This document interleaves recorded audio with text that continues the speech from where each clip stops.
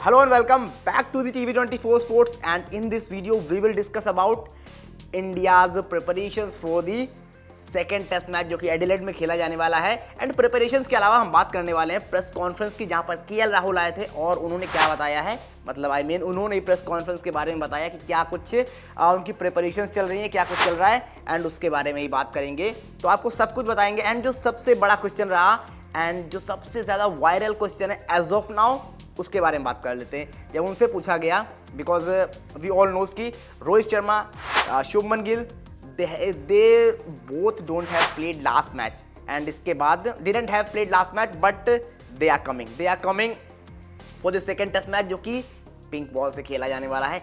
And जब ये question किया जाता है केएल राहुल से कि क्या आपको इसके बारे में इंडिकेट किया गया है कि जब ये दोनों प्लेयर्स आ रहे हैं तो आपका बैटिंग पोजीशन क्या होगा, when you will play at number 3, when will you play number 4 और 5, या आप ओपन ही करते नजर आओगे। तो केएल राहुल ने बहुत ज़बरदस्त आंसर दिया और जहाँ पर सारे के सारे रिपोर्टर्स हंसने लगे। ऑब्वियसली केएल राहुल ने खुद हंसते हुए वो आंसर दिया, तो उसके बारे में पहले आपको बताते हैं।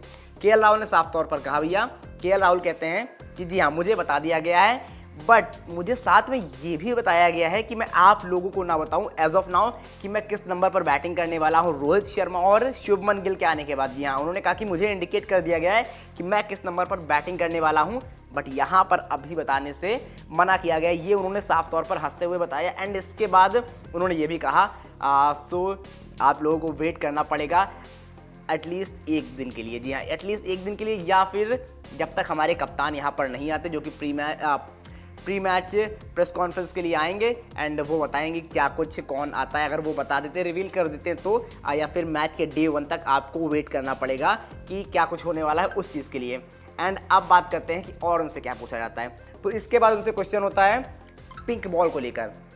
उनसे पूछा जाता है कि पिंक बॉल को लेकर कैसी तैयारियां हैं, because last time when India played at Adelaide and वो 2020-21 का दौरा था एंड वहां पर इंडिया बहुत बुरी तरीके से हारा था और वो 36 ऑल आउट वाला मैच था। जी हाँ, 36 बंडल ऑल आउट। तो उन्होंने कहा कि देखो जो हो गया वो हो गया, बट उन्होंने इसके बाद कहा कि एज ऑफ नाउ अगर हम हमारी प्रिपरेशंस को देखेंगे तो उन्होंने साफ तौर पर कहा कि जिस तरह से हमने प्रिपेयर किया है, और उन्होंने ये भी माना कि भैया ठीक है कि they have played 12 matches with the pink ball test and India have played just 4 matches, but उन्होंने कहा कि it is not about that. उन्होंने कहा कि जस्ट पिंक बॉल जो है वो थोड़ा सा ज़्यादा सीम होती है, थोड़ा सा ज़्यादा स्विंग होती है।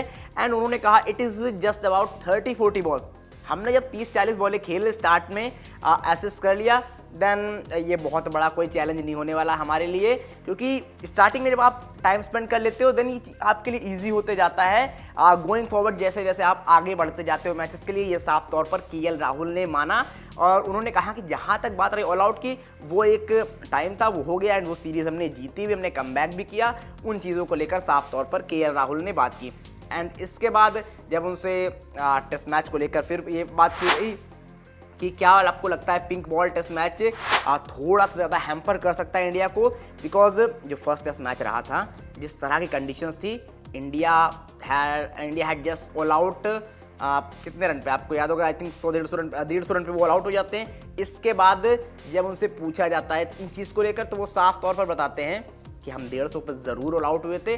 उन्होंने कहा कि but it is just about numbers. उन्होंने कहा कि बहुत ज़्यादा कोई चैलेंजिंग नहीं होगा पिंक बॉल हमारे लिए, बिकॉज जब बॉल हाथ से छूटती है बॉलर्स के, देन वहाँ पर हमको असेस करना होता है कि वो किस तरह से छोड़ रहा है। एंड वहाँ पर अगर हमने पढ़ लिया तो ये बहुत ज़्यादा ट्रिकी होने वाला नहीं है, हम आसानी से चीज़ों को पढ़ सकते हैं और देख सकते हैं। ये साफ तौर पर केएल राहुल ने माना। तो ये बड़ी बड़ी बातें केएल राहुल ने बताई हैं साफ तौर पर। अब देखते हैं गोइंग फॉरवर्ड क्या होने वाला है। एंड इसके बाद ज़रूर उन्होंने अपनी बल्लेबाजी को लेकर भी बात की और अपने 10 साल के एक्सपीरियंस को बताया।